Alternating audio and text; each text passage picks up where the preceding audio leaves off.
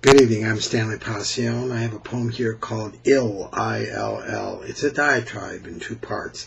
This is part one. It's a nasty poem. Aren't you something? You're asking me to be your friend. Forgive my lapse into the colloquial.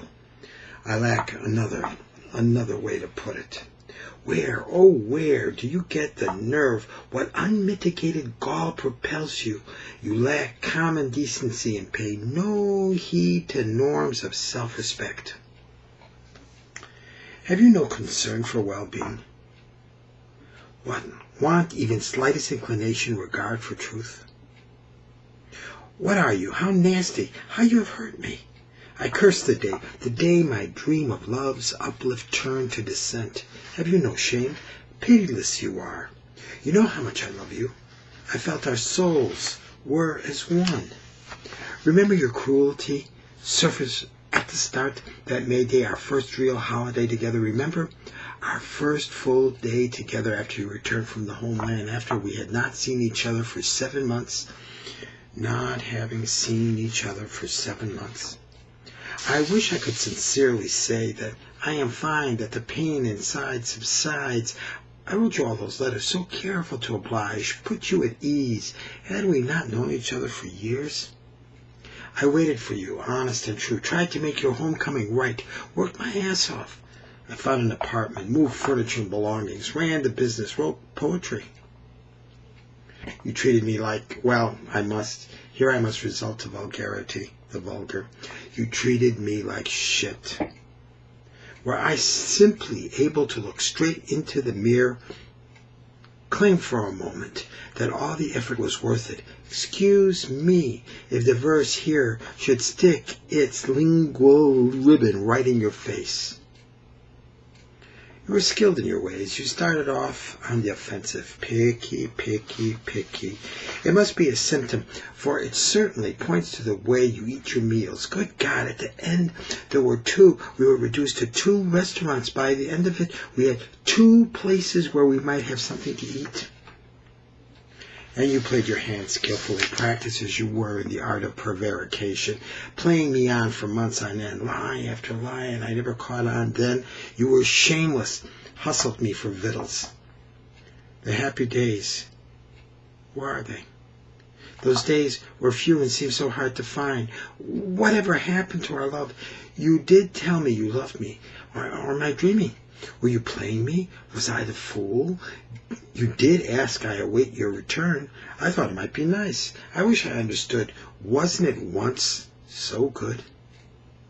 Please, darling, please, might you notice how much our affair revolved around food? The eating of it, the gaining of weight. I'm still not over it. Everything. You're collecting recipes and filing them assiduously, clipped from cooking magazines to How You Love TV's The Biggest Loser. You once said, pointing to some porky contestant, if I ever get like that, just shoot me. I believe I said I would happily comply. And the drama was strange indeed. Once you went through the garbage by habit, I always double-bagged it. Then after your inspection, you complained when you met me at work. I had not cut the watermelon to the quick. Too much fruit remained upon the rind. Oh, my darling girl, sorry I displeased you. Perhaps someday I'll mend my profligate ways. Junkie, tramp, liar, what a creep. Ill. Plain, old, common, everyday nutriment feed's always an issue. I figure the reason you cannot behave proper, you cannot swallow your pride, you cannot finish your dinner. Someone once wrote, perhaps John Dryden. It was a historical figure nonetheless. In noble minds some dregs remain, not yet purged off of spleen and sour disdain. And when I objected, understand I had no desire to pick up every tab, the extra supermarket purchases you were buying for your room, nourishments which you had no intention to share with me. You pulled a fast one, tried a rationalization. You bullshitted me about how your father treats women. Oh my God, did I really need a lecture about his generosity and free spending? his financial chivalry when it came to the opposite sex? Reader, had you only been there for that recital, she had, full of herself, smug this deep into her face. I had to stop you, and in the letter I reminded you that you had told me already how a court order was necessary, him to support his ex-wife and kids. Strength of character. Epitomize. A stand-up guy. No, seems a lack of backbone. Think, sweetie. You must have inherited it from Dad, the fear of your mother. Guess what? Fear is an enemy. Though when it confronts the sick, it masquerades as good counsel. Frequently pretends to be a friend. Was our love a game and you set me up for a loser? Some situation, hey? Your father's situation, fear engendered.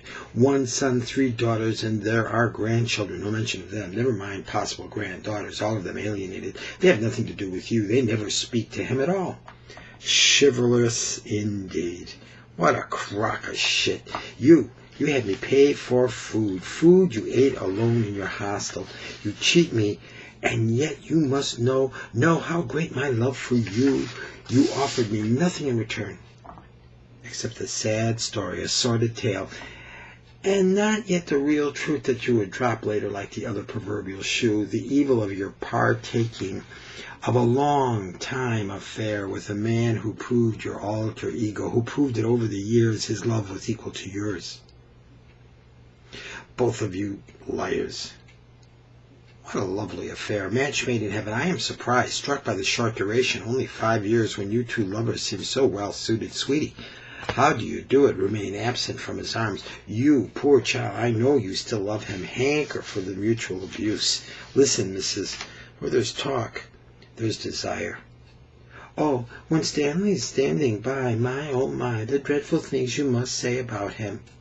That awful old boyfriend and all his lying, his constant running in debt to you, promises but repayment absent, and the way he with sex abused you. But who knows? Who knows what happened? What's really happening? Wonder if you are content with him. I wonder if you are in contact with him again. I mean, you're a lover. Wouldn't surprise me. When dealing with you, one never hears the truth. The stories. Oh, the stories. Remember that date with Maura?